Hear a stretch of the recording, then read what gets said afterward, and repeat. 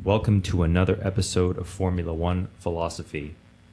This is 19 together. We are back in the same room. No more separation anxiety for either of us. We're going to talk about what we saw at the Austrian Grand Prix. So this show will last about 5 minutes because nothing happened. But to start, we'll go with the obligatories. F1_philosophy at Instagram. Like and follow us. F1philosophypod@gmail.com to join the Fantasy League.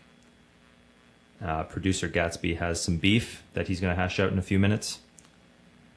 And F1 Philosophy at YouTube. You guys have been loving our shorts, loving our videos. Please watch more. Like and subscribe to our channel. We love the feedback we're getting. And on that note, Gatsby took to YouTube the other day, got himself all dressed up, had a little photo shoot. Saw that. And posted what his opinions on F1 philosophy are. So go check it out. He's got some interesting thoughts. Yeah, it was actually very eloquent and very deep, I have to say, from what I heard. I was very impressed, Gatsby. He might be the only philosopher of the bunch. It's definitely not me, that's for sure. Does he have anything else he wants to add? I don't know, Gatsby? Do you have anything you want to add here? Ho, mate. Let's have a chinwag about this so-called criticism of me work ethic, shall we? Now, I might not be clocking in at a 9 to 5 like you lot, but I reckon I've got my own way of getting the job done. You see, whenever the postie decides to drop by, who's the first one at the gate, barking up a storm? That's right, yours truly. I'm practically the unofficial neighborhood watch, and ain't nobody getting past me without a thorough bark down. And let's not forget guard in the house while you're off gallivanting. It's no picnic, mate, making sure no sneaky squirrels take over the garden, or those pesky cats don't have a party on the shed roof. I'm on constant patrol, doing me rounds with a diligence that would put your office meetings to shame. Thanks, Gatsby. Yeah. I can't believe it. Gatsby's actually British. I thought he was just like Stewie Griffin with like a fake British accent. Well, who would have thought an American Doberman Pinscher would have a British accent? Yeah. Maybe it's all the F1 he watches. That must be it. You learned English from watching F1 with your father all these years. Could be. He's licking the couch again. God damn it. That being said, he's third in the philosophy pod. Oh, do forgive me, dear human. But unlike you, I don't have the luxury of a 5-star grooming service at my beck and call. If I must handle my personal hygiene with a touch of elegance and panache, all whilst contorting into this quite impressive yoga pose, then so be it. A gentleman must always maintain his standards even in the absence of a butler. That still doesn't explain why you lick the couch. I think he might be getting confused between the couch and his balls, which don't exist, but I don't have the heart to tell him. No, then he'll definitely kill us if you tell him that. Because I'll be there when he kills you, and then he'll have to bury the other witness. Yeah. Gatsby. Oh, fuck off. I'm scared of him now. Don't get on his bad side, or don't continue to get on his bad side. He's lucid. He's like there mentally. Like I'm not, as you can tell. Like I can't seem to get another adjective to describe what he is. So yeah, I'm not going to mess with you anymore, Gatsby. Just when I ask you to do a solo session, don't say fuck off. That's all I'm going to say. Will you please get on with it? Okay. All right. Jesus. Thank you. Thank you for doing your job today. All right. So. Austrian Grand Prix. Pretty, I would say, straightforward until the incident we all know happened. Lap 52, right? Or 54? No. I thought it was 64. 64. It's 10 laps earlier that I was thinking. Before we get into the incident that everybody's hashed out, everybody and their mom, like I can't think of one F1 account that hasn't had like a thorough, in-depth analysis. So Sean and I, well, more me, I had a scheduling conflict this week, so we couldn't hash it out right away. So we won't go too in-depth to it. We're going to give the other side of the story of the race first. That's how I'm going to approach this. And then I think our resident researcher, Sean, is going to get into the incident breakdown, because I'm just going to give a half-assed opinion like I do for everything else. And I think it's best that we have someone who actually watched the onboards, actually watched the race a million times, who does his job, break down the incident. So up until then, though, Max was crushing everybody, and people, I think it was underestimated how good he was. Well, I think we called it last week. He's probably been driving that track the entire week beforehand. Yes. And practice makes perfect. They're probably going to change the rules because I think Vasseur made a comment about that. And with Max being as good as he was, I imagine that's going to gain some inertia. I mean, the only thing I can say there is nobody's talking about it because they're all too paranoid trying to put fault on that accident or the incident. So maybe nothing will come of it because everybody's chasing the non-incident. Conspiracy theory, Max Verstappen crashed into Lando to get everybody else off his back for that. It also shows something you and I have talked about a lot with George and Lewis. If you do some work, you might be a better racer, eh? Shocking. Imagine if Max Verstappen was actually in shape like the rest of the drivers. Oh, that's because he's always playing video games. Yeah. He's rocking a pretty hard dad bod. He loves his father. Idolizes him, I think. We'll talk about Jos in a sec. I texted you as soon as qualifying was done.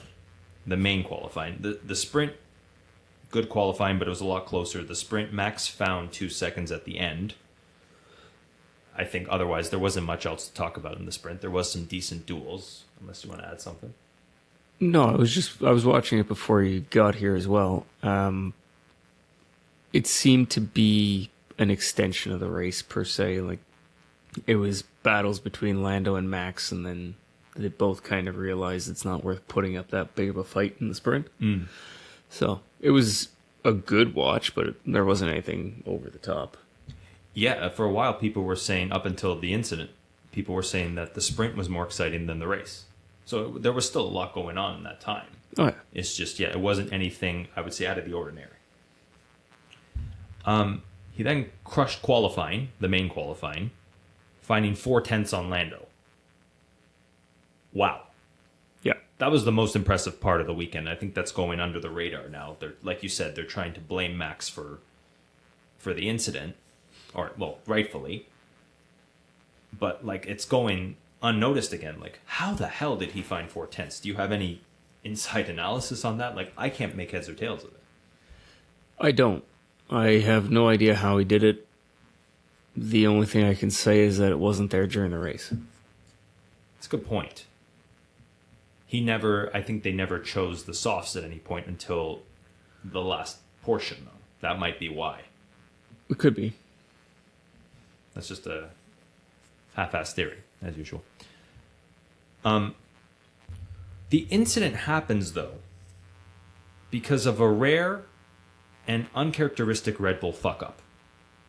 Now, it seems to happen to them once a year, but last year it happened to them towards the end of the season. I think it was either in Austin or Zandvoort. And I'm leaning towards Austin. Remember, he had a faulty wheel change, one of the back rears. Hamilton was leading the race and then he took it back. One of the back rears. What is a back rear? Back left rear tire. Back left rear? Was it the back left rear tire or was it the... I don't know what tire it was. I just find it comical that you want to add the redundant in there. Rear left, rear right. Rear tire, back tire. Yeah, okay. F1 philosophy, correcting Nick's English day by day. Anyways, this does happen to them. Anyway. Anyways implies a plural. I'm going to start speaking in Italian if you don't stop. Go for it. You might make more sense.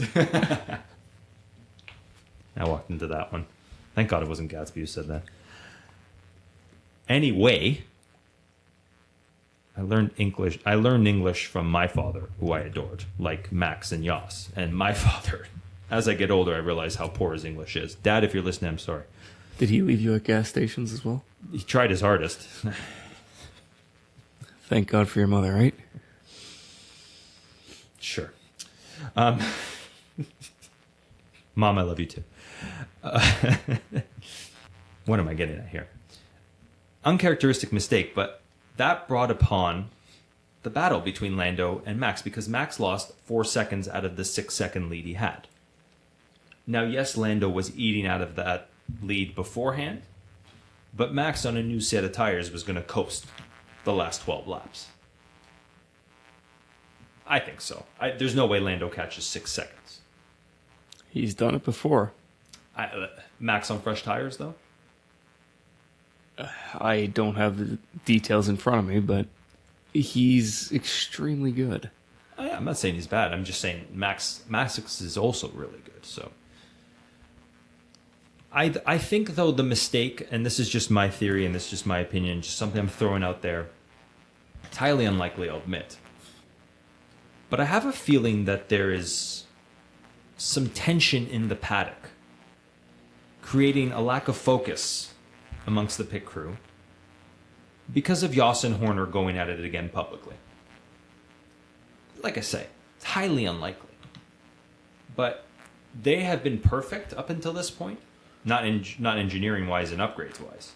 But in terms of the pit crew, they still had the fastest pit stop, or close to the fastest pit stop, the last 3-4 races. Mm-hmm. And the pit stop saved Max in Spain, because if Lando didn't have a bad pit stop, he might have won that race too. Yeah. So maybe it's just a case of karma, retribution, that this time Max didn't get a good pit stop.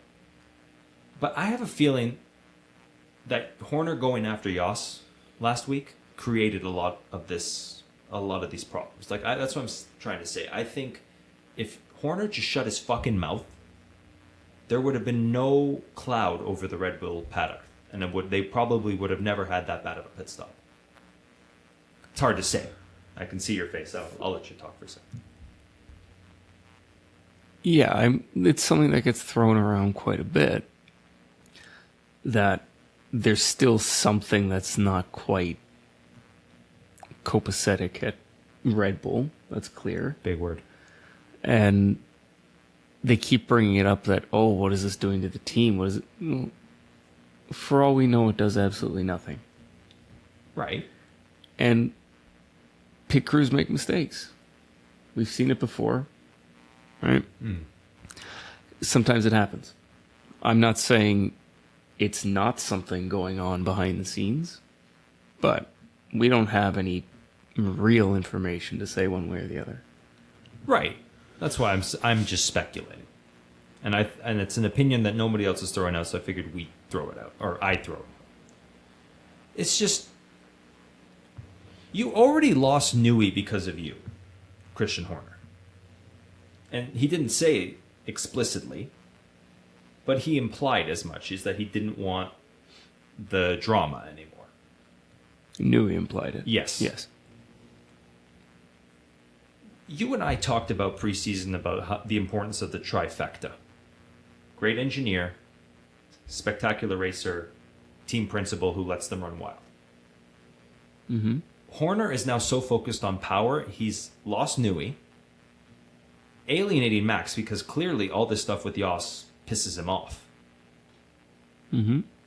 Didn't affect the pit crew. Maybe not. We'll never know exactly. My point is, and I texted this to you right after the race, if this keeps up, Horner needs to go. Because you're going to lose your star racer, too. He had to confirm that he was going to stay for 2025 when he's on contract till 2028. When the hell does that ever happen? When the TV pundits keep pushing a narrative that doesn't make sense. Right? And ultimately, he has a contract. Of course, contracts can be broken, and all it really matters is how much does Max going to have to pay Red Bull to get out of his contract if there's no release clause. if there's no clause in it that allows him to get out of it otherwise. So, who the fuck cares? I get it, it's big news, but there is no news. And there's no news because Max has a contract. It'll be big news when it happens. Yeah, but you and I know, like, to add to your point, the media puts rumors out there to circle jerk themselves so they can report on rumors. Right. But at the same time, sometimes we've learned in just the 8 months we've been doing this now, or 6 months we've been doing this, sometimes where there's smoke, there's fire. And maybe Max does want to leave. Sure. So if Horner keeps this up, he's going to lose Max too. Not necessarily. I think we hear a lot about Jos and Horner going at it. We don't hear a lot about Max and what Max feels. Everything that Max has said is, I'm here. I'm winning. I'm here. That's all there is to it. I have a contract. So Jos has never been a subtle person. You can say that, yeah. So yeah, he's out there talking, causing problems, which he's always done. Yeah, I should add, he's not an angel. You're absolutely right. So let him talk. You know, Horner said something I found comical when they were asking about will Max go to Mercedes and this and that and whatever, and his comment was, well, if they want to Verstappen, they can have Jos. And yeah, we laugh, but if you think about it from their perspective, you should probably not say that in this moment in time. Like, if you had Nui still, if everything is working amazingly, maybe you say that. I think it was more so to put it out there that Jos has nothing to do with the team, and his son's on contract. So he's the only Verstappen available. Okay. Funny enough, we've switched sides. I think that was a poor taste. Normally, I would think something like that is funny. And I'm taking it too seriously, I think, just talking to you. Yeah, I think you're taking it too seriously, but it definitely shows that Horner is starting to get irritated with it. So there is that to it, but poor taste. It's just him making a crack at somebody he doesn't agree with. Yeah, they clearly hate each other. Yeah, Clearly. And yeah, that stuff like this is going to happen. I just think Horner needs to look at that mistake in the paddock and think, okay, I need to unite everybody, not divide everybody, especially now. There's probably not a genuine title fight for the Drivers' Championship, but like we've been talking about the past couple weeks, it's definitely setting up for next year. Yep. And we're going to talk about that more in a sec. So, lap 64. Yes. Let me just give my opinion quickly and then you can go off. Lando and Max have been going at it for a couple laps now. Lando's about to get a track limits penalty for going off.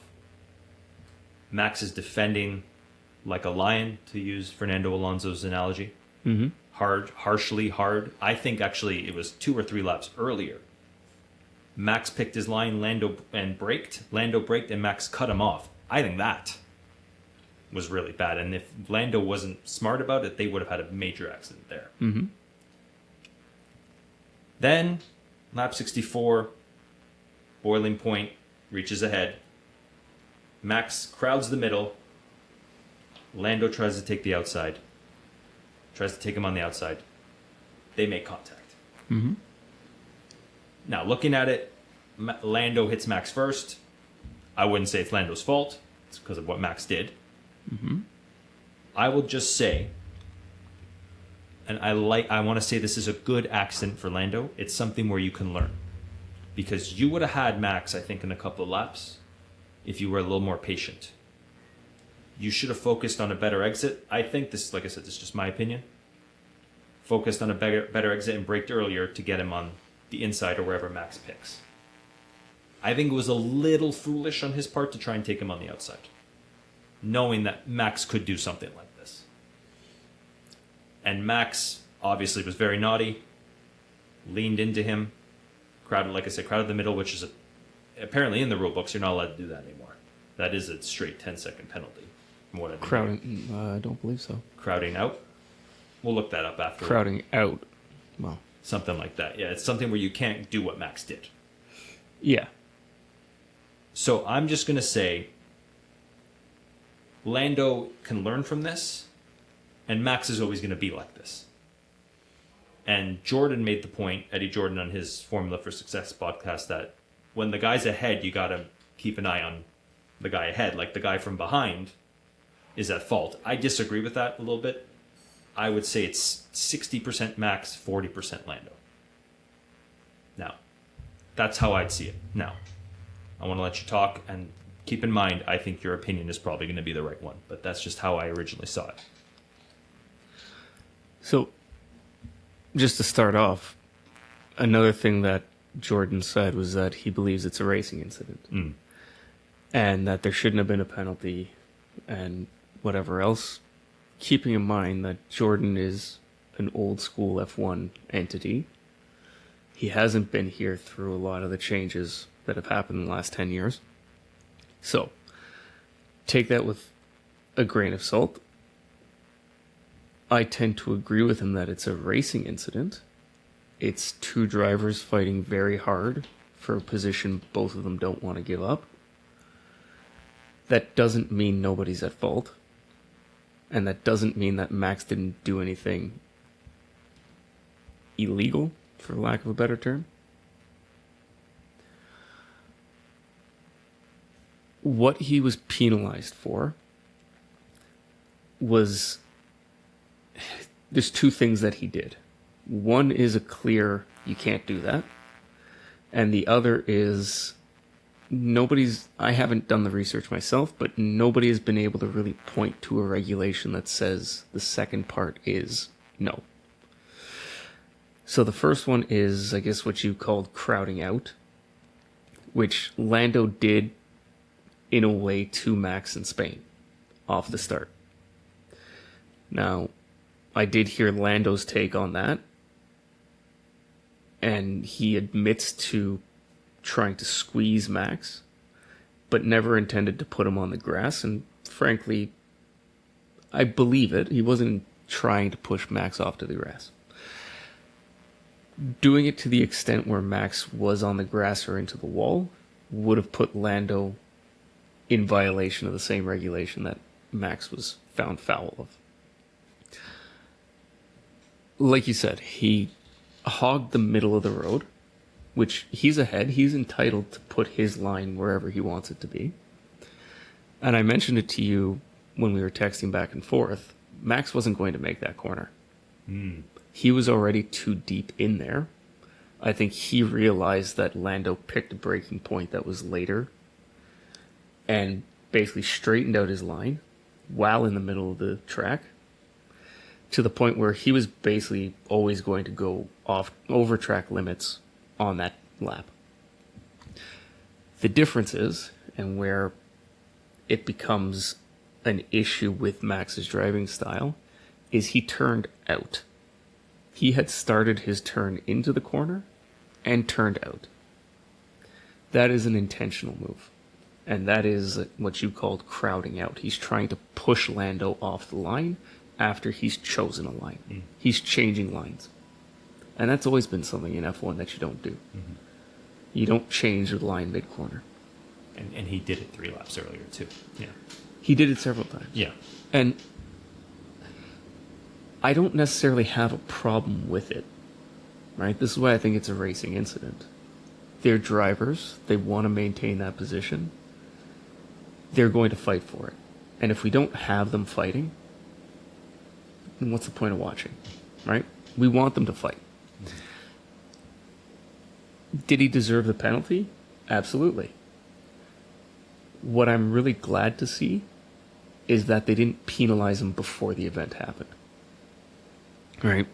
Lando was going over track limits, and track limits in Austria is something I want to talk to you about as well. Lando was going over track limits, and he got the warning.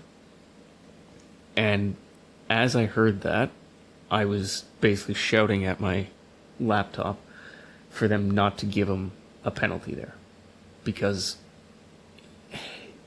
the track limits discussion in Austria was always a bit of a clusterfuck in where they were getting it and what it meant. But Yeah, last year was the worst. Just after that. Yeah. Anyways, Yeah. go ahead.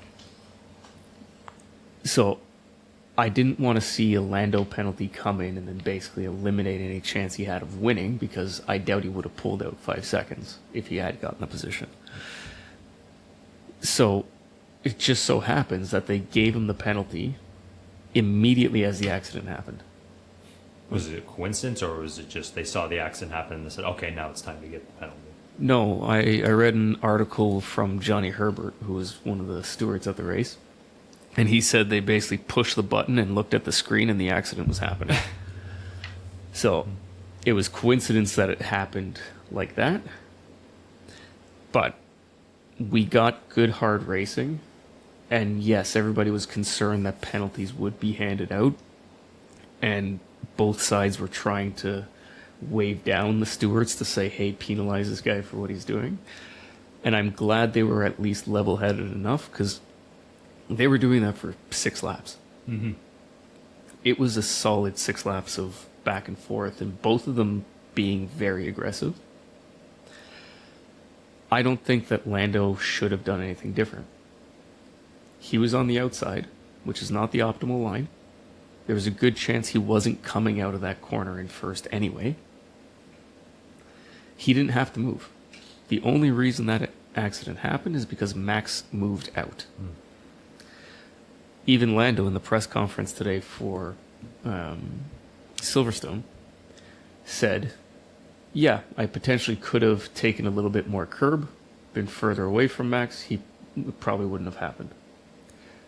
But why would Lando have to sacrifice his line, his attack, to not get into an accident that Max clearly caused on his own? That's a good point. So, who's to blame? By the book, it's Max. And he got the penalty. He got the penalty. It's done. It's Yeah. over. Yeah. I completely agree with you with that. We came to that conclusion at the end of our text train. And we said exactly that. Like you said it the best. Thank God this is what's happening every week now.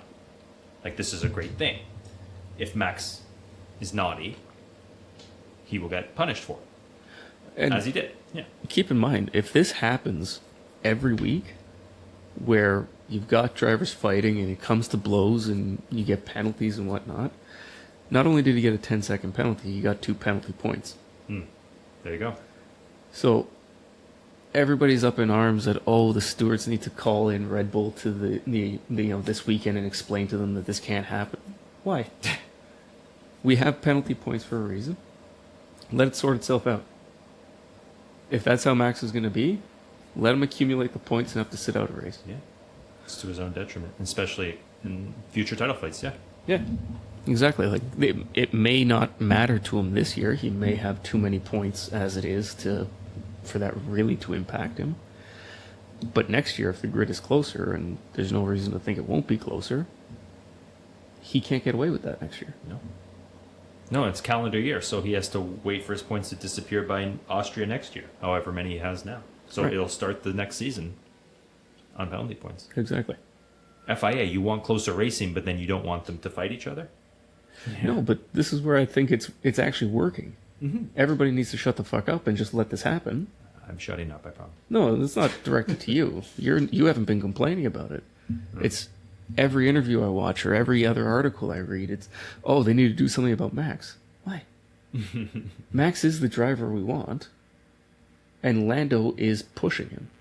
Mm-hmm. This has the makings of a Hamilton Verstappen. It has the makings of a Senna Prost. It has the makings of some of the other greater rivalries that we've had. Schumacher Hakkinen came to blows many times. Exactly. Yeah. I have nothing else to say. That was perfect. Yeah. I would just say, to your point, if Max was not going to make the corner, then it did make sense for Lando, in hindsight, in that moment, like you said, in that moment, why should I configure something to avoid an accident that Max is going to cause? Yes. Right. But this is something where Lando can learn in that next time, in like this next incident that'll happen in the future, it will. Maybe break earlier, and you might be able to catch him on the exit. Well, this is the thing, right? Like, these guys have insane reaction time as it is. But if he had the reaction time to be able to see that Max, let's say, changed his breaking point, and then all of a sudden stopped short, Max would have continued on straight, even if he had still turned out. He would have continued on straight, probably just over the curb, and then Lando could have tucked in inside. Mm-hmm. Now, that is, a whole lot of hindsight. Yeah, exactly. Looking at it. But at the same time, the reaction time that would have been needed to do that is insane. Mm-hmm. Like, having to break uphill, turn in, watch the guy next to you, and figure out that he's changing his breaking point, and then all of a sudden change yours, and hopefully you have enough. It was never going to happen that way, and it would take superhuman effort to be able to do it. Yeah, easier said than done, you're right. Yeah. Right. But this is the kind of thing we want to see. Mm-hmm. And who knows, maybe if they hadn't have touched, they would have both ended up out in the runoff area. And then we would have had somebody, whoever was in third at the time, I guess it would have been Russell. Yep. Russell may have been within a second of Norris, and then we may have had a three-way fight. Everybody loves a good three-way. Speaking of, that's gone out the window. George's win, nobody's talking about it. It's like it's an afterthought. I kind of feel bad for him, but it makes sense. Like, you wouldn't have won if they didn't kill each other. Right, which goes back to the point you and I contested many episodes ago about you got to be there. Yeah. Right? He ran a relatively lonely race. He didn't do anything overly impressive, but he was in third place. I don't think he started there, did he? No, he didn't. No, he did, because Piastri got penalized. We should talk about that too, because you want to talk about track limits. Right. So let's get into that. Yeah, that definitely ruined Piastri's race. He probably would have had his first win. Potentially, yeah. Mm-hmm. So, just one more thing on the Russell topic. So, he started there. He didn't have a very interesting race, per se. But he was there, and that was good enough. Mm-hmm. Right? And then he had enough of a gap that he wasn't really bothered by the guys behind. Yeah, there was some pressure, but he was fine. The track limits thing. I just add one more thing. Sorry, I know we keep going back and forth on this. Russell, and you heard on his radio with Wolf, like, they should not rest on this at all, but it still shows how far away they are from where they want to be. Mm-hmm. That Toto's freaking out when they have a chance to win. It's like, you can win this, George, you can win this. So it's good that they're, like you said, they're there now. They can be there if there's mistakes. That's better than where they started this year. That's better than where they've been probably for the last 2 years. But they're still a ways away. They better just build on this and not think the job is done. And they don't seem confident in it. Because the amount of anxiety that came through Russell's voice when he was yelling back at Toto, mm-hmm. and then Toto saying that was the stupidest decision he's made in his racing career. One, I can think of a couple stupider ones. Two, that is, it's almost cringeworthy to listen to that. Both Toto's comment and the radio back and forth itself. Like, just to hear how anxious they were, effectively. It's a good word. Like, you put other drivers in that position, and yeah, there's, tensions are high, and there's some, shouting, for lack of a better term, back and forth on the radio. But not like that. That was weird. No, you're not Jordan in 1998 at Spa, right? Like, this isn't something that just came out of nowhere that you've never done before, right? Right. You won 7 championships with Lewis Hamilton and Nico Rosberg. Like, yeah, you shouldn't be that anxious. You're right. Yeah. Anyway, sorry. Track limits. Track limits. So you and I talked about track limits, specifically about Austria last year, and you kept saying, "Well, they should just open the corner. They should just open the corner. They should just open the corner." They did. And my comment was, "Okay, we'll just open the corner till everything's a straight drag race." Well, I will applaud the Red Bull Ring in coming up with what is probably the perfect solution. They added about almost 2 feet.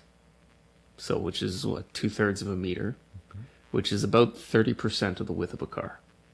So last year, track limits violations were decided by millimeters.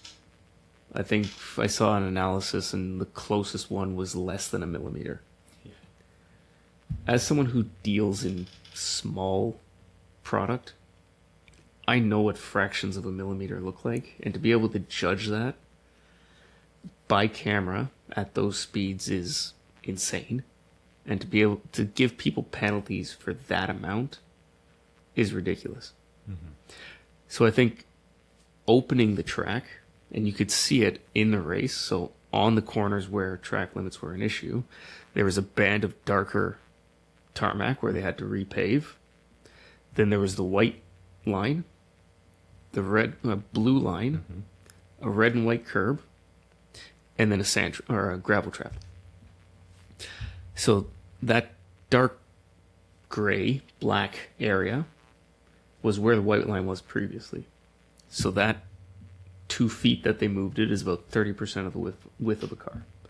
So you're giving people penalties for less than a millimeter last year, and then you move the line 2 feet.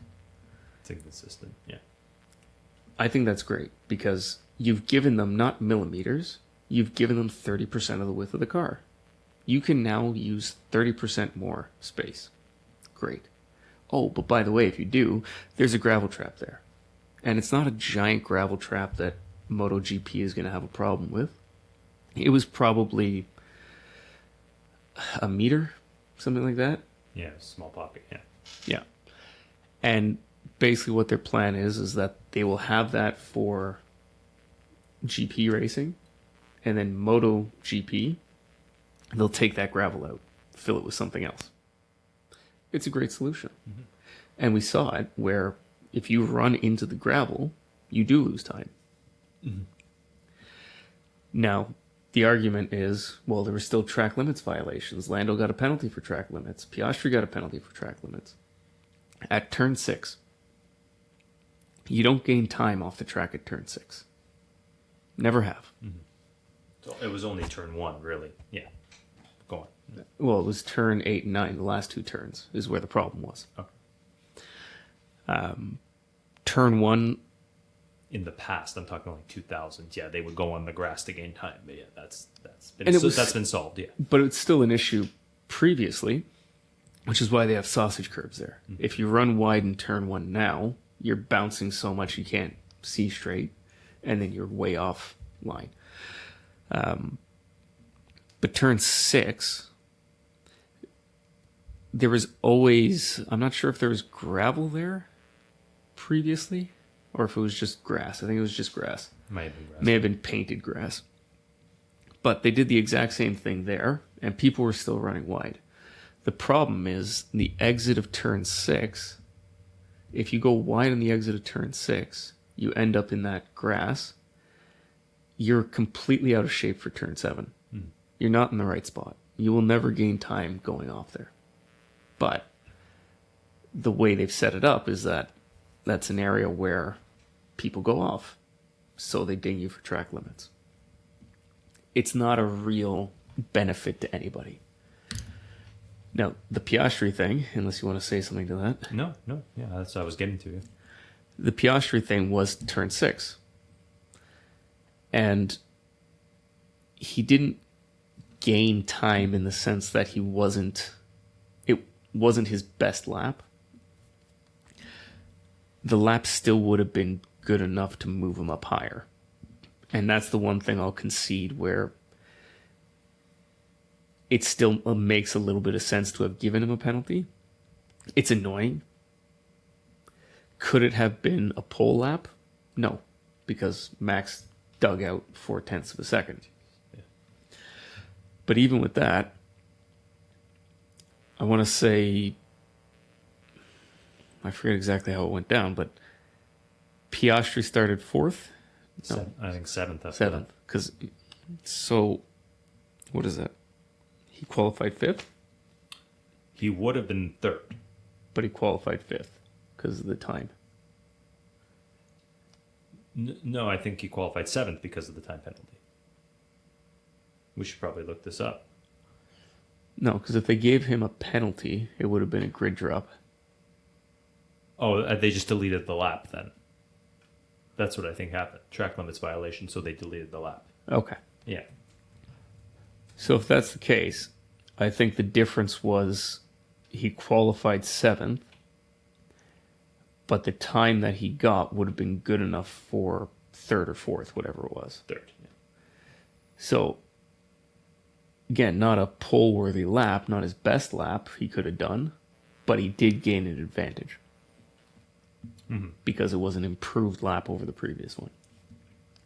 It's unfortunate, and I think they do need to do something similar to what I think it was Jordan suggested, is get the drivers involved in the discussions of what corners are we monitoring, what corners can you gain an advantage on, or just put some common sense into it and say, okay, FP1, FP2, we're going to monitor all the GPS traces, and these are the corners that we think we're going to enforce.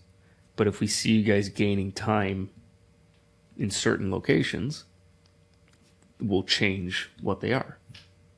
Yeah. Right? I guarantee you they have enough data to do it. Whether they have people to do it, another story, but it can be done. Yeah. I don't really have much else to add to that. I think you nailed it. So do you want to add to that at all, or should we move on? Because yeah, like I've talked about, I think you've talked track limits and me being annoyed with it out of me, because I think you're right. It's one of the things where I was just being salty about the past. You're right. If you're not gaining an advantage, don't bother. If you are, if there's track limits, you lose the lap time. This is very simple, and the way you just outlined it, there's the system in place to make this more efficient. Yes. Just do it. And I think we now have a solution for it. Like I said, I applaud the Red Bull Ring for coming up with that. That was apparently their doing. And I think the FIA now needs to take that and move it across to all the circuits where there's an issue with track limits. Where else? Spain. Yes. Okay. Hungary, no? Not really. The walls are pretty close. Mm-hmm. Silverstone will be one. Oh, yeah. Too late now. And they're not going to have any revenue because Max Verstappen is dominating. Apparently they sold out their tickets after that accident. Unbelievable. So that's the conspiracy theory then. They're behind this all. There you go. All right. Do you have your predictions? Our predictions? I do. Let's see how we did. We're actually being really efficient with our time today. So I'm trying to think who I said. I did say Lando was going to win. You did. He said Lando, Max, Piastri. And I said Max, Lando, Piastri. That was a toss-up. Yeah. That was a toss-up. And if he didn't get dinged for that track limits violation, he probably would have been third at that time. Yep. Neither of us had Russell, did we, in our top five? I had him in fifth. There. Well, so you win. Who did I have as four? Well, no, nobody wins because we didn't get a single fucking thing right. No. You had Sainz, I had Lewis. Oh, Four? there we go. I wrote Lewis in my predictions and Hamilton in the actual, so. So I got one. There Okay. you go. Yeah, Lewis was fourth. Who was fifth again? Max. Max. Yeah. Way off. What did we say? P10. You said Bottas? Oh. Yep. Oh boy. And I said Danny, which I believe Danny got eighth. Ninth. 2 points. The actual is Pierre. Right. So that's now 4 races in a row for Alpine with points. Yep. But as we're about to talk about, that's not enough for them, is it? We'll see. We'll see. You did get your wild card, though. Oh, what did I say? You said no points for Aston. Well, Seems like an easy one. We're about to talk about that right now. And my wild card was just not happening. is Yuki P6. He had another bad weekend, unfortunately. He did. It was pretty miserable for him. He's allowed, because he still is pulling the bulk of the points. Yeah. Danny is finally coming to the party, though, it seems. Yeah. Slowly. Inefficiently. He needs another 6th or 7th, like last year. Yeah. He needs something where he gets a bulk of points and gets moving, because, yeah, they're going to probably need it to catch Austin, and I'm not jumping on this train. Haas is not catching them either. Haas or Alpine are probably not catching them. We'll talk about that in a bit, though. Yeah. Have you noticed the phenomenon going on in F1 media right now on Instagram, YouTube, Planet F1? My favorite is Law VS. He's a British kid, 10 years younger than us, and he has a kid and so much more mature than I am, that's for damn sure.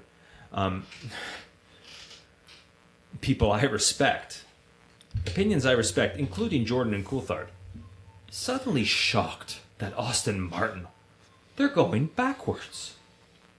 Can you believe it? They've been going backwards for 3 years. How did Formula One, how are we the only two commentators, Formula One philosophy, who saw this happening long ago? You and I were talking about this in 2023, before this podcast. Some of our first episodes here were highlighting how abysmal Fernando, or our opinions, let's say, on how abysmal Fernando Alonso is at developing. Yes. And Stroll is just a fucking pylon. They're blaming the Strolls, all these people, for what's going on. It's like, Fernando knew all this going in. He was supposed to be the reason they got better. He was supposed to guide them forward. Mm-hmm. You can't turn around and say it's all the Strolls' fault now. They're incompetent. What was it, 2 episodes ago you talked about crazy billionaires, and I was trying to argue it, but you were right. He's useless. Lawrence Stroll is useless. What? But you knew this going in. And how does he, like we've talked about this before, I don't want to rehash it. I don't even want to do a therapy on this guy. He's just so annoying. It's just becoming clear to everybody. But how does his reputation keep skating by? How does he get no blame for this? This has happened before. This is now McLaren 2015, we could say. But this is the cult of personality, right? He has this mystique around him because he is genuinely a good driver in a good car. Just don't ask him to do anything to the car. Yeah. And no matter how good the car is, the engineering has to keep up with him because he won't. Right. Yeah, like... So he's built up that mystique, and he is a world champion, which... He is a world champion, but he's... I'm struggling to find the way to say this properly. He's a phantom champion. His championships came from cars that were genuinely good, not by his doing. Mm-hmm. And rule changes that destroyed his fiercest competitor. Sure. Okay, well, I guess we'll never agree on that. I'm just saying, like, he doesn't win 2005 if they don't hinder Bridgestone. I won't even say Ferrari or Michael. I'll just say Bridgestone. Bridgestone tires. He would have never been a champion, in my opinion. Sure. But he is, so... Yeah. And that's part of it. But I think this is, I heard this pretty stupid thing. I think it was actually Coulthard in the same episode we've been referring to from Formula for Success. Is Lewis on the way down? I mean, is he on the down slope? Potentially has been for the last few years. But also, who the fuck cares? Like, yeah, I know Lewis wants to do good, and I don't think he's throwing in the towel per se, but also, like, there's conspiracy theories about the team sabotaging Lewis's car and Lewis's chances at qualifying and everything else. It's all fucking bullshit. I was thinking about that because I was listening to that episode an hour ago. What's the odds that Lewis sent that email? frankly, I think it's Jos Verstappen that sent the email. Same with that anonymous email, the anonymous email that had all the pictures in it. Yeah, you know, Yas is crazy like that. He would hold on to dick pics for years just to one day release them. Yeah. Ugh. Anyway. Yeah. I bring that up. Like I said, don't want to hash out Fernando anymore. Apparently, Newey's in advanced talks with Aston Martin. Says who?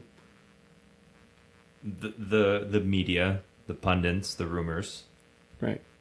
But you heard what his manager said. Mm-hmm. Well, mind your own fucking business. Newey will tell you where he's going when he's ready to tell you. So that's a good point. So let's act like this is true. Let's just pretend. How stupid would that be for Newey on a scale of 1 to retarded? Well, let's take a step back. I forget what the guy's name is, but Aston just hired another engineer. From Mercedes? From Red Bull. Cowell or no? Cowell, yes. Yeah, okay. Who is Newey's right-hand man. So the theory was they've hired Cowell. So they must be hiring Newey. In what world does that make sense? In what world do you hire, let's say, the up-and-comer in aerodynamics, the guy who studied under Newey for years, to then hire his former boss?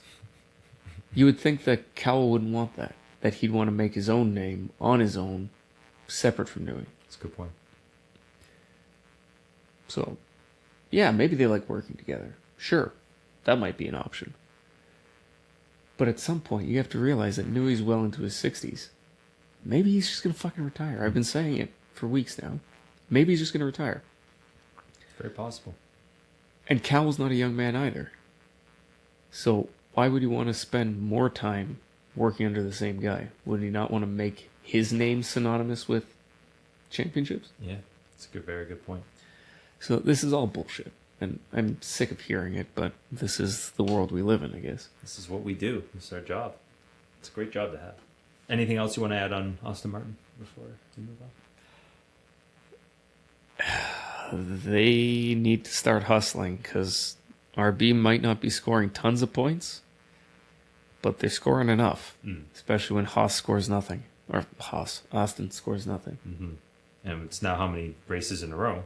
I think they scored in Canada, so 2, but then they didn't score 2 races before that. So, yeah. Right.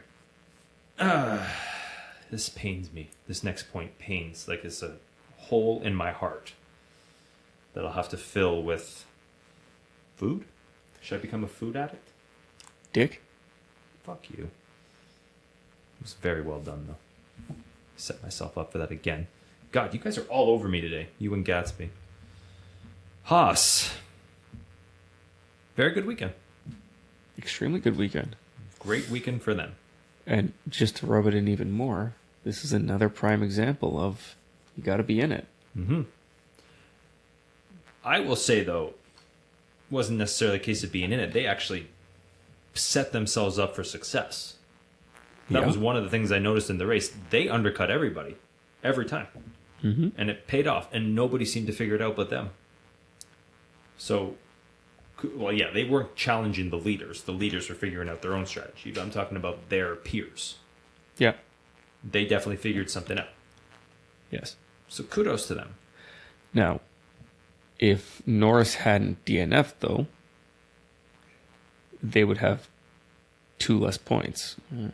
No, 4 less points. No. Because they would have had 7th and 9th.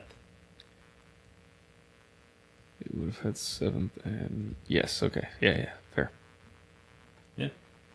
So yeah. Norris helped them out only 4 points. They would have still passed Alpine. They would have still been a lot closer to RB. Mm-hmm. Kudos. There's nothing else I can say about that. Like, Nico didn't pass anybody all weekend. And it was more a case of just solid laps and being in the right place. And they had the pace to be there. Yes. The only time he did try to pass all weekend, he got a 10-second penalty for in the sprint. for dive bombing Alonso. That was harsh, though. I'm going to come to defense on Nico. That's not worthy of a 10-second penalty. 5, maybe. Is seeing what they let Max get away with in the race, it's absolutely harsh. Mm-hmm. Yes. I understand why they did it, because they penalized Magnussen for the same thing in Saudi Arabia for like dive bombing, or no, Miami dive bombing Lewis for that exact thing. Sure. It's just Nico's not going in maliciously ever. The guy's just happy to be there. But that was the thing with Kevin's. It was he went in deep on a dive bomb to force Lewis off the track. Mm-hmm. It was very intentional. Whereas Nico's was clearly an attempted overtake. And he locked up. Yeah. Which happens. Yeah. You're racing on the limit. Mm. I do have to rub it in even more, though. Rub it in and then I'm going to go off. Hulkenberg is in 6th. And what's your gripe about points? Top 6. Yeah, I'm not shitting on It's it. an earned points. It's an earned point in 96. No, I can't shit on him. He did nothing wrong this weekend. This is what they hired him for. It was exactly weekends like this. However, did you notice the graphics? The last time Haas scored this many points. Can't say I did. On Instagram, you might be able to find them now. The last time they scored this many points, they compared them side by side. Austria 2022. Who finished 6th then? I'm going to guess Mick Schumacher. Yeah. So you destroyed all the potential in the world. Maybe he didn't have it. Maybe I think he does. Two years later, finally live up to the driver that was so bad you had to kick out. So are you suggesting that all German drivers are the same? I can see how you'd see that. I'm not saying I'm that. making a Nick-worthy comparison here. You just be grateful I didn't go off about British people controlling everything this week. What I'm trying to say is, it took Nico Hulkenberg 2 years just to be as good as Mick Schumacher. Why not give the son of a 7-time world champion more time? You and I hashed this out early on, and I was very happy that you pointed this out in your grid that you had. Yeah, that it should have been Nico and Mick at the Haas, not Nico and Kevin. Which brings me to the comment of they just signed Magnussen's replacement today. So who's going to be Nico's replacement? It's not. It's looking like Esteban Ocon, if you believe the rumors. Good. So you know what that means? You and I are in the same opinion with Haas. They need to destroy themselves finally, for good. No, I don't think they need to be destroyed. No. My comment about Ocon going there being good is it will finally show people that he's not worth what any of his hype was. And he's a completely useless little twat. And if he does go there, to be paired with a fresh rookie out of F2 who hasn't done anything worthwhile in F2. Okay, he won the sprint Finally, in Austria. Finally, but he started From pole. Yeah, so that means he started 10th in the feature race. You're Exactly. Right. Yeah. So he's potentially going to kill Ollie Behrman because his driving style isn't going to change. No. And they're going to be floundering around at the back still. Yeah, they're going to go up Eau Rouge for 19th and 20th, and end up both dead. Yes. Yeah. Anyway. I'm going to leave Bierman for a sec. Actually, you know what? Fuck it. Let's just talk about him. I'm going to make a bold statement. He is going to do less for Haas than Nikita Mazepin. Ooh. And he's going to fail upward into Ferrari. I have reasons for this. Let's go with the fail upward into Ferrari. Did you hear what Komatsu said this week about Bierman? I didn't. He basically said, yeah, it doesn't matter performance in F2. We're just learning from feedback in his practices. And from what we hear in the feedback from the engineers, they really like him. So that's why we're going to sign him. These are Haas engineers, though. Yes. The worst engineers on the grid. I don't know that that's the case, but, I mean, the car speaks for itself. Uh-huh. So that means F2 is fucking pointless. And once again, Formula One philosophy, we're patting ourselves on the back a lot this episode. We talked about the chasm in F2 first. Needs to be reformed. And Go on. I will say, Jolyon Palmer came out with it today in the weekend warm-up for Silverstone. The same thing. They signed Behrman, but why? Mm-hmm. Good. Because he hasn't lit the world on fire. There are other talents like Paul Aaron. Mm-hmm. Who's never going to get a seat in F1 ever. No, he got ditched off of, I think, Mercedes junior driver team because he wasn't performing, and look at him now. And look at Antonelli. Right, exactly. Which you and I both believe in Antonelli. We believe he has great potential. We believe, and like you said, no doubt he'll do better than Sargent. Mm-hmm. It's just, A, give him time. B, make him prove himself. Right. Don't let the hype get him an F1 seat, which is what happened to Bierman. So what the fuck's the point of F2? Why do we hype it up sometimes, like Oscar Piastri? Oh, F3, F2 champion. We got to get him in there because it was back-to-back. Mick Schumacher, F3, F2 champion. Boo. Mm-mm. Sorry, that was very childish. No, and I think there's potentially something that needs to be looked at. Either a rejigging of super license points or something like that, to say that if you're not in the top 3, there's no chance you're getting a super license. That's a good point. And even top 3, like Zhou was 3rd, Tsunoda was 3rd in his year. Tsunoda took time. Zhou, it's never happening. Yeah, it's unfortunate. Being in the top 3, being the champion doesn't guarantee you anything either. Yeah, Stoffel Van Dorn is another example of that. Yeah. Nick de Vries. Yeah, that's a little different though, because it was 4 years from when he won. Right, but he was still racing. Like he's not completely out of it. That's true. And he won he won WEC a couple times, or the Le Mans a couple times, I think, or he won Formula E. He won Formula E, yeah. Yeah, it's not like he was losing in those years off. Yeah. No. I think we've talked about before. Nick de Vries needed at least the season. I think you would have seen more potential out of him. Yeah. Anyways, anything else you want to add? Anything you want to talk about before we get into our Britain predictions? All right. I don't want to cut Ollie Behrman down too much because he's got a shot and he needs to prove himself. I've got more enthusiasm for him than you do. I doubt he's going to be as bad as Mazepin was. Oh, yeah. I'll talk about that after you. Keep going. But yeah, I think if he's getting a seat now before the end of the F2 season, there's 2, 3, maybe 4 more drivers on that F2 grid that deserve to get in. Mm-hmm. If he's considered good enough, we should be giving at least 3 more drivers on the grid a spot next year. Yeah, rookie Colapinto's coming up. He's been definitely lighting some fire under his ass the last few races. Mm-hmm. You and I love Maloney. Hasn't been great the last few races, but he's still good. I think he may be peaking, but we'll see. Bortoletto? Yes, that's another one.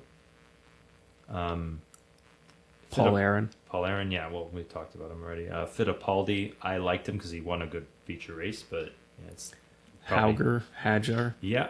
Well, Hajar is trying out this in Silverstone FP1 tomorrow, so... Yep. So we'll see where that goes. Hajar is doing better, way better than Bierman, so... And won 2 races, I'm pretty sure.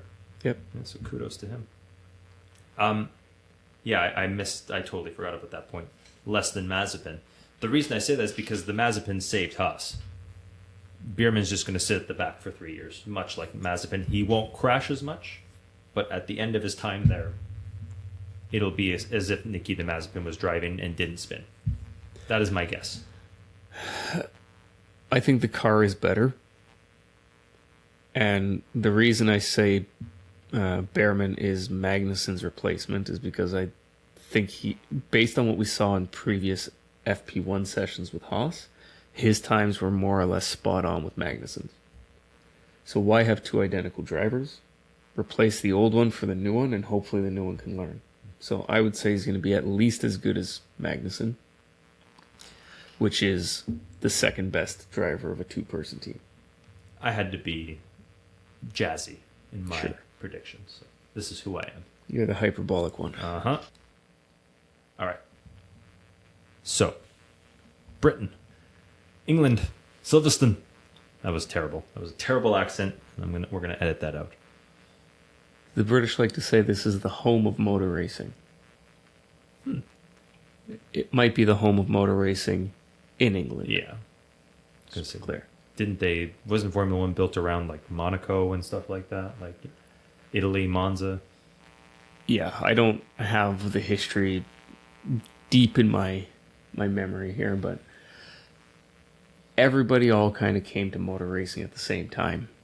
Post World War II, a lot of young guys coming back with newly acquired skills and newly acquired skills, vehicles, and a little bit of time and money to work on them. And jewels that fell off a truck that weren't taken from people, that's for damn sure. Yes. But you're right. It was right after World War II, and then just Enzo Ferrari wants to show he's better than Maserati and Lamborghini, and then Jaguar jumps in on it, and then Ford wants to win. Yeah, I know. And racing in the U.S. was picked up roughly the same time. Italy, England, it all kind of naturally coalesced. So there is no single home of motor racing. But anyway, we digress. I'll give him this. This is one of the best tracks that should never ever leave. I love this track. Oh, I like the track. Don't get me wrong. I just want to hear. I want to hear what you have critiqued about it. This is interesting. I thought we were unanimous on this. No, there's no elevation to it. It's an old airfield, which has its own kind of mystique to it. I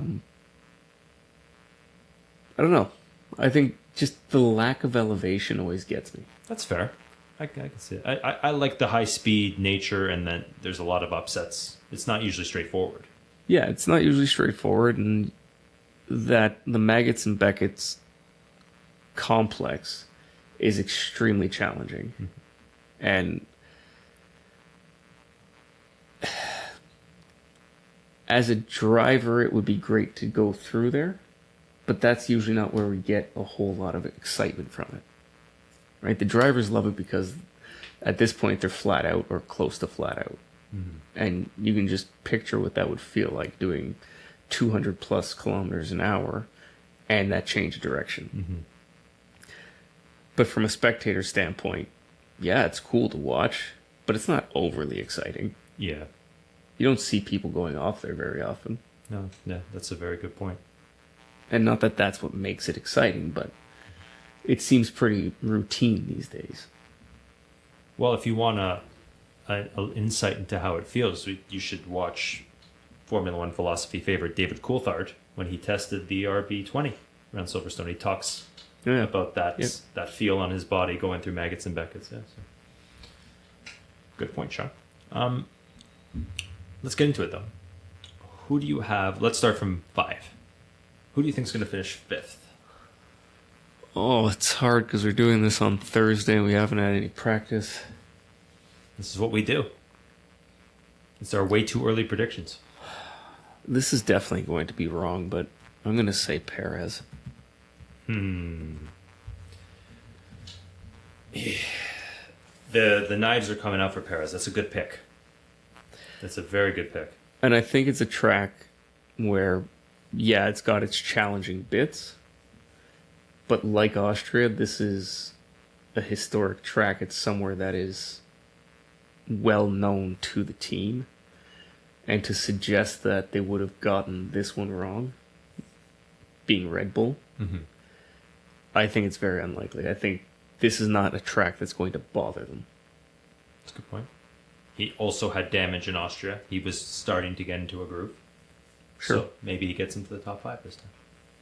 Yeah. We don't know. Good pick, but I'm not going to do that. I'm gonna go very British and Commonwealth nation for my top 5.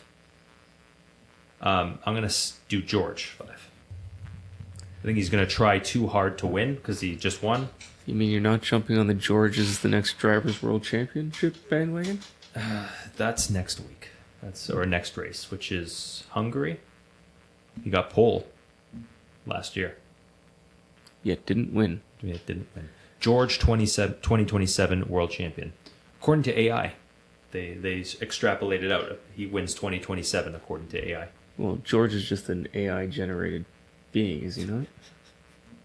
You and I talked about this. Yes, we did. Yeah. His features are too peculiar. We didn't bring her up, but he's a lizard person according to Danica Patrick. Yeah. We'll talk about It that. wouldn't surprise me if he was. We'll talk about that another time. I want to take a victory lap on that one too. Yeah, so George 5. 4, I'm going to go solid Oscar Piastri. That seems to be where he gets it the best. He is... Poor Oscar. Listen, I don't think this is his year. I think, like Lando, he's got to learn some things, make some good mistakes. 4 is a good spot for him. Okay. Who do you got for 4? I'm going to put George. Because I genuinely think Mercedes is there. Yeah, they're not where they need to be, but they're getting there. Right. Who you got for 3? Oh, I started these too far down. Sorry, people. I've taken a It's okay, I'll edit a this up. cue out of William's book and I do everything in Excel. Anyway, for 3. That's a good one. Mm-hmm. I'm gonna put Lewis. That's what I was going to do. You I'm still Lewis. do I'm it? Lewis as well. Yeah, I think he gets another podium in Britain. Who do you have for 2? For 2, Max Verstappen. Okay. I shouldn't do this. I shouldn't line up the same predictions 2 weeks in a row, but I am. So I think you know what my 1's going to be. But yeah, who's your 2? It's a tough one. I know. It is a tough one because, again, I've pinned myself into a corner. I know who I want for number 1. It's probably not going to happen, but You want to do your 1 and then come back for your 2? no, because it's still the same problem. I'm going to say Norris. You and I are basically lining up our Austria predictions. It's good. So yeah. You said Norris 2, Max 1 for Austria. Yeah, but that's not what I'm saying here. Oh my lord. Sorry, so I said Max 2, so I said Lando 1. I don't want to do it again, but you know what? All the talk is lining up that it's going to be Lando this weekend. He wants it. I think he's hungry for it. This is just me being obtuse. Yuki Tsunoda, number 1. No. Oscar Piastri. Oh, wow. Max Verstappen out of the top 5. I like it. It's ballsy. Something producer Gatsby would do If he had balls. if he had balls. Very cool, Sean. I like it. Listen, Piastri could, and he could have won last week too. And this is just it. Like, I think either somebody takes out Max in the race or something goes wrong. Whatever the case is. I hope so. Maybe at Maggots and Beckett's this time, because if it's at Cops, then we're on to you. We did talk last week about the fact that his engine allocation is getting a little thin. Maybe there's something, and maybe they've had to push those engines harder in the last couple of races because everybody's been closer, and maybe one of them just decides to exit the conversation. Very interesting. Wouldn't take much. So that should be a good outlier pick for you. Yeah, but well, let's go P10 first. So I'll do my P10. I've given up. I keep saying this, so I've given up on Sauber. See, you know what? This is a bold one for me. I'm going to say Nico Hülkenberg, number 10. I think Magnussen comes 8th. That's not my outlier, but it might be Magnussen 8th, Hülkenberg 10, and so that'll be their last points of the season. Okay. I'm going to say Ocon, 10. Wants to get one back on Gasly. Do you see Gasly higher up in the order? It's already confirmed that Gasly is starting from the back. Oh, took a grid penalty, an engine allocation. He's had a couple of instances where his batteries have been damaged. So one is now officially kaput. So they've had to take another one, which means he's had a penalty. So energy store and I believe control electronics, which is 20 position. So he's done. So they're giving him a complete new powertrain just because he's already at the back. Oh, I hope he gets a fluke pole in the rain like Magnussen and like gets pole and then it's all for nothing. That would be great. That would be hilarious. Oh, I see what you mean. Yeah, Yeah, like- I was like going a- to say it wouldn't matter because he's at this point he's at 50. Yeah, I know. I'm just saying that would be so funny if that happened. Yeah. That means Zhou Guan Yu gets to start 19th finally. Or Sargent. Sargent, you know what? Sargent's been He's not been doing a last. little better. Yeah, little. And too little, too late. Yes. Just like in Mallrats. Too little, too late. You said it was fine. Great movie. So, outlier predictions. I got to think on this one. Do you have one? Or do you want to lock in what I thought you were going to lock in? Yeah, let's go with a Max DNF. I'm going to go Daniel Ricciardo top 6.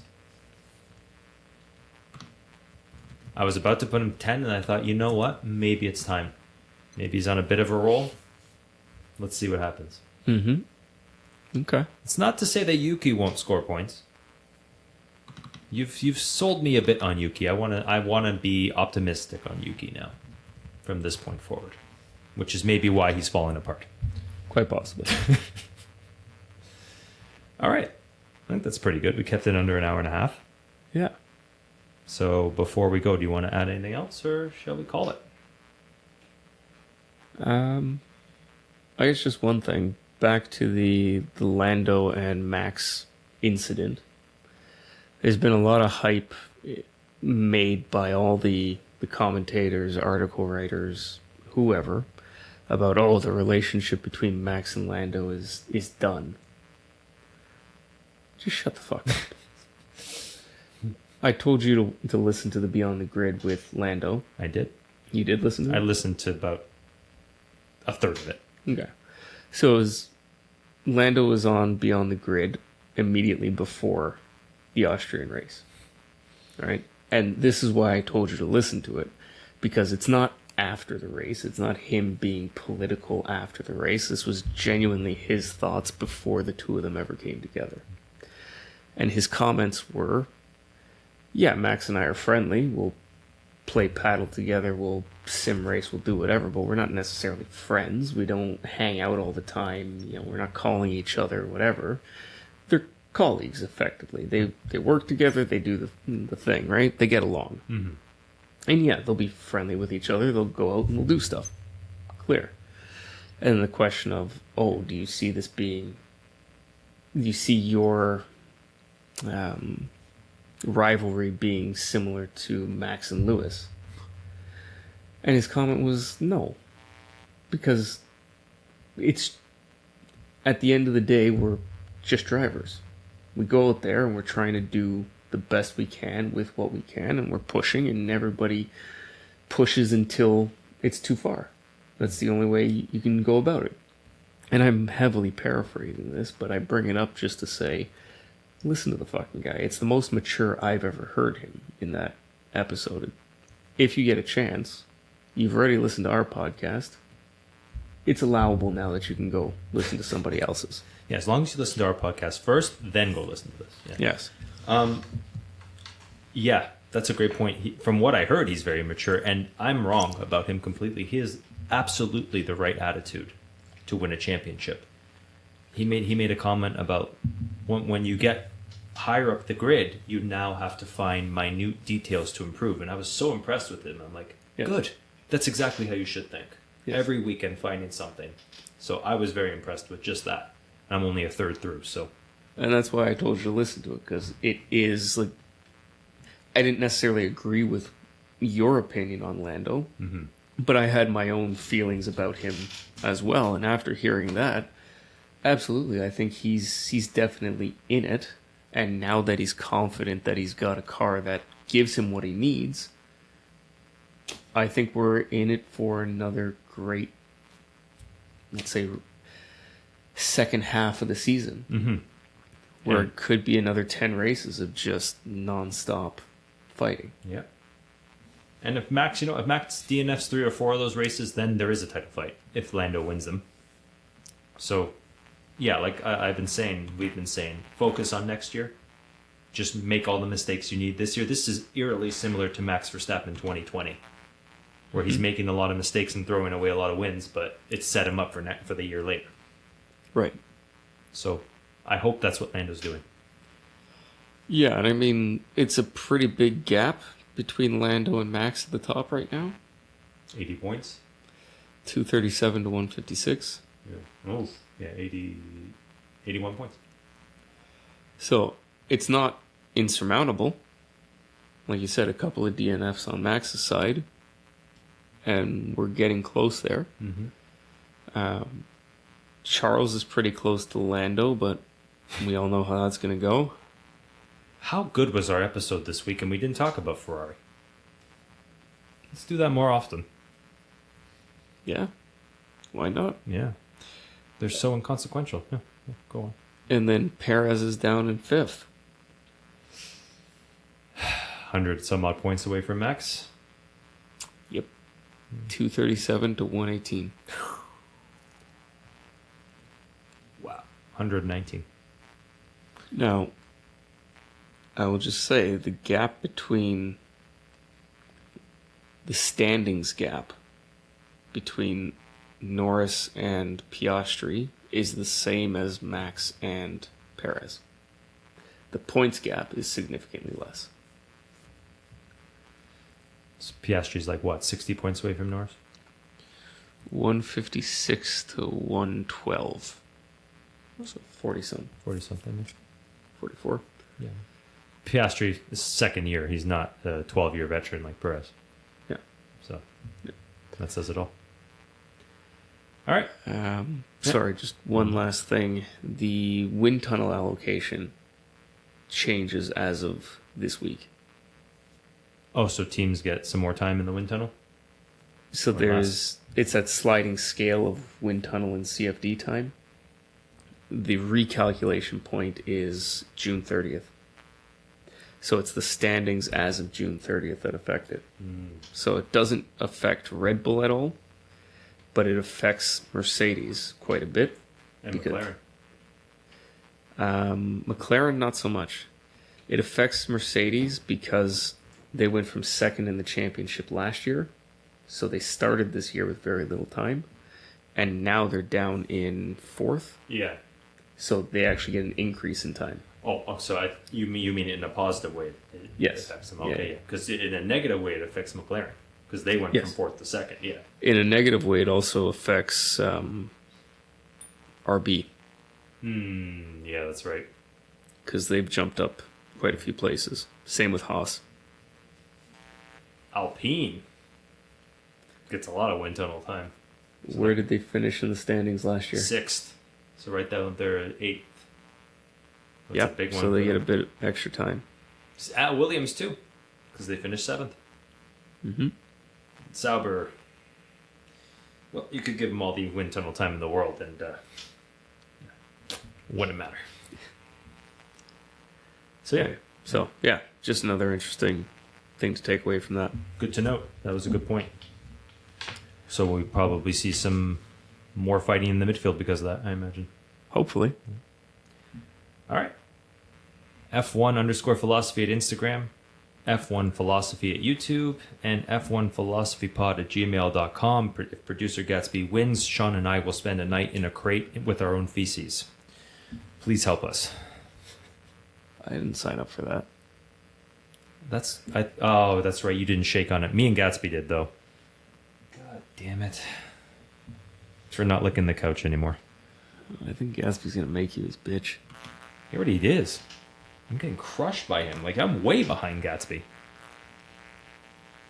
Don't look at me like that, you crazy dog. Anyways, say goodnight, Sean. Good night, everyone. Good night.